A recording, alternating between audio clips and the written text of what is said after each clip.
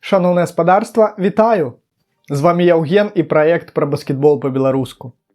Плей-офф Нацыянальнай баскетбольнай асацыяцыі 2026 году ўжо пераваліў за свой экватар. А гэта значыць, што прыйшоў час даведацца, як жа прайшоў чарговы этап гэтага баскетбольнага постсезоння.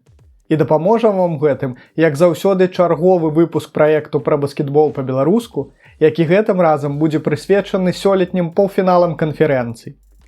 Адразу спойлер. Ён будзе поўны схаваных ці яўных кпінаў.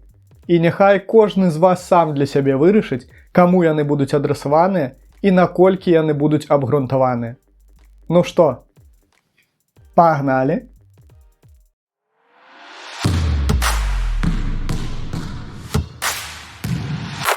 Будзем шчырымі. Вынікі гэтага супрацьстаяння былі нам усім ужо вядомыя яшчэ да яго пачатку.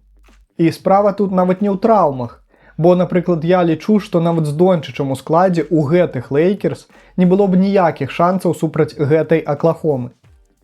Справа ў тым, што проста цяпер гэта дзве каманды непараўнальна рознага ўзроўню. І вось пацверджанне. Тандер у гэтай серыі абыграла суперніка літаральна па ўсіх асноўных статыстычных паказчыках. Каліфарнійцы відавочна рыхтаваліся да змагання супраць лідара Аклахомы Шэя Гілджус-Александера. І гэта стала ці не адзіным удалым элементам іхняй гульні. Азёрнікі істотна абмежавалі атакуючы патэнцыял дзейснага MVP лігі, месцамі абрынуўшы яго ў 1,5 разы ці нават больш. Аднак усе мы памятаем, што сучасная Тандер – гэта не асобная зорка ці зоркі. Тандер – гэта ў першую чаргу сістэма. Сістэма, у якой на месцы аднаго выпаўшага элемента цалкам сабе удала і арганічна можа ўстаць іншы. Такім у дадзеным выпадку Шэя-замяняльнікам стаў навічок Аклахомы Эйджэй Мітчэл, які правёў гэтую серыю так, нібы забыўся, што патрапіў у NBA усяго з другога раунда драфта. І яшчэ хачу адзначыць. Тандер – цудоўная каманда, якая валодае не толькі патэнцыялам, але і рэальнымі магчымасцямі перамагчы амаль любога суперніка. І для гэтага ім зусім не патрэбная нейкая вонкавая дапамога. Таму тое, што адбываецца, хацелася б сказаць часамі, але на матчах Аклахомы, як, напрыклад, падчас другой гульні гэтай серыі, на мой погляд, толькі шкодзіць рэпутацыі клуба і лігі агулам.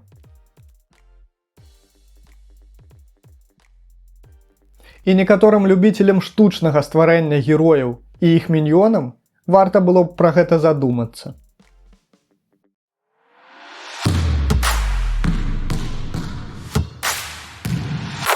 Сітуацыя ў гэтай пары вельмі схожая на папярэднюю, з выключэннем таго, што тут патэнцыйная адсутнасць пашкоджанняў магчыма магла б дадаць больш барацьбы. Аднак Донте Дівінчэнца парваў ахіл яшчэ ў мінулай серыі. Лідар ваўкоў Энтані Эдвардс там жа атрымаў траўму калена, наступствы якой відавочна заважалі яму раскрыцца напоўніцу ў гэтым двубоі. Руді Габер, які так блістаў у супрацьстаянні супраць Ніколы Йокіча і блізка не здолеў паказаць той жа ўзровень пры абароне супраць свайго суайчынніка Віктара Вембаньямы.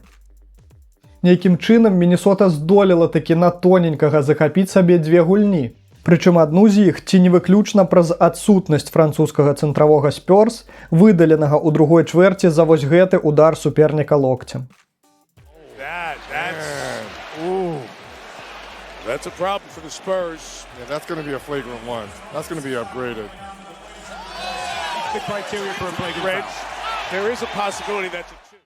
Аднак глобальна не здолела супрацьпаставіць тэхасцам нічога.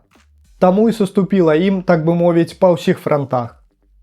Дарэчы, у першым матчы гэтай серыі неаднаразова ўзгаданы мной раней лідар Сан-Антонія Віктар Вембаньяма усталяваў рэкорд лігі па найбольшай колькасці зробленых у матчы плэй-офф блокшотаў, ажно 12.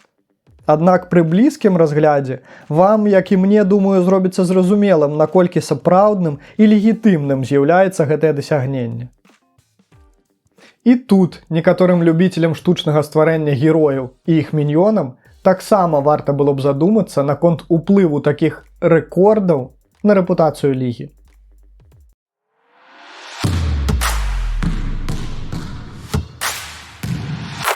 Серыя паміж Нью-Йоркам і Філадельфіяй выглядала значна больш роўнай на паперы, чым аказалася на пляцоўцы. 76-е падыходзілі да паўфіналу канферэнцыі на хвалі суперэмацыйнага камбэку з 1-3 у серыі супраць Бостону. І насамрэч хацелася спадзявацца, што гэтага запалу ім хопіць на як мага даўжэй. Але на справе у іх проста не знайшлося ніводнага адказу на інтэнсіўнасць і фізычнасць Нікс. Нью-Йоркцы былі на 2 галавы вышэйшыя за суперніка ува ўсім. Проста паглядзіце, наколькі лідары Нікс пераўзыходзілі найлепшых гульцоў Філы па асноўных статыстычных паказчыках. Нават страта праз пашкоджанне Оджы Анунобі пасярод гэтай серыі не стала для іх перашкодай. А 76ers у чарговы раз сутыкнуліся з жорсткім напамінам пра ці не галоўны сакрэт полішынеля лігі, а менавіта глыбінныя праблемы іхняй франшызы. Джоэл Эмбід, вядома, таленавіты, але праз траўмы за сваю кар'еру прапусціў прыблізна столькі ж матчаў, колькі і згуляў. Адданы Аклахоме Джэрэд Маккейн істотна палепшыў свае паказчыкі пасля абмену. А вось умоўна моцны Пол Джордж альбо не гуляе як Эмбід праз траўмы, альбо атрымлівае працяглую дыскваліфікацыю за парушэнне антыдопінгавай праграмы. Ды і ўвогуле, здаецца, ужо больш цікавіцца падкастамі, чым баскетболам. Пасля ўсіх гэтых поспехаў такога разрэкламаванага філадельфійскага працэсу цалкам лагічным выглядае і гэты свіп ад Нью-Йорка, і звальненне яго галоўнага архітэктара, прэзідэнта па баскетбольных аперацыях 76-х Дэрэла Моры, і актыўна цыркулюючыя чуткі пра магчымыя вялікія змены ў складзе каманды. Для Нікс жа гэта была серыя, у якой каманда ці не ўпершыню за доўгі час рэальна выглядала не андэрдогам, а фаварытам, а магчыма і прэтэндэнтам на тытул.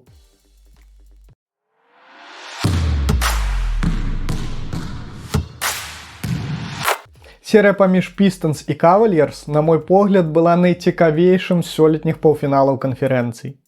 Дэтройт увайшоў у яе клуб з топ-3 рэгуляркі пасля 60 перамог у сезоне. Але вопыт і глыбіня Кліўленда у выніку аказаліся вырашальнымі. Пасля перамогі ў 2 першых дамашніх для клуба матчах здавалася, што Пістонс кантралююць серыю.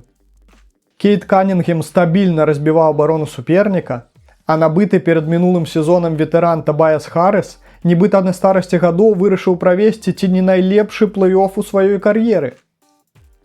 Але тут раскрыўся сапраўдны патэнцыял Кавальерс. Галоўнай зоркай заззяў Донаван Мітчел. 35 ачкоў у трэцяй гульні, 43 у чацвёртай, прычым 39 з іх у другой палове матчу. Джеймс Харден, які даволі слаба правёў папярэднюю частку плэй-оф, час ад часу стаў уключацца ў гульню, прычым у вельмі важлівыя клатчавыя моманты.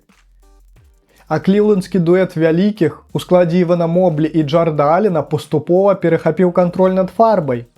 Так, у вырашальнай 7-й гульні яны разам набралі 44 ачкі і 19 падбораў.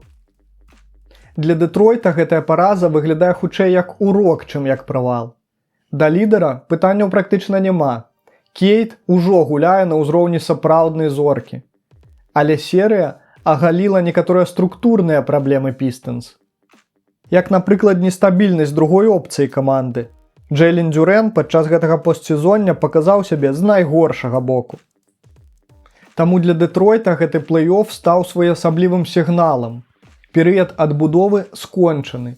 І цяпер усе будуць чакаць ад іх барацьбы як мінімум за фінал канферэнцыі, без аглядкі на маладосць і нявопытнасць. Не магу не адзначыць, што і гэтая серыя не абышлася без арганізацыйных эксцэсаў. Так, на нацыянальным тэлебачанні ЗША паказалі вось такі ролік з рэкламай фінала ўсходу паміж Нікс і Кэўс. І што тут такога, спытаеце вы? А тое, што паказалі яго за 1,5 дні да пачатку 7-й гульні паміж Дэтройтам і Кліўлендам, калі яшчэ, здавалася б, не магло быць вядома, хто з іх пройдзе далей. І тут бы некаторых любителям штучнага стварэння, вы зразумелі.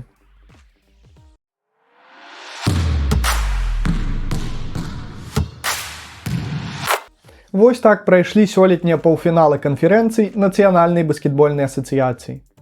Да таго, як мы даведаемся, хто стане новым чэмпіёнам, засталося не так ужо і шмат часу. А як вы лічыце, хто праб'ецца ў фінал NBA ў гэтым годзе? Пішыце ў каментарах і падтрымайце гэтае відэа рэпостам. А з вами быў Яўген і праект пра баскетбол па-беларуску. Чакайце наступнага выпуску, падпісвайцеся на соцсеткі праекту, дзяліцеся гэтым відэа з сябрамі, і хай будзе баскетбол!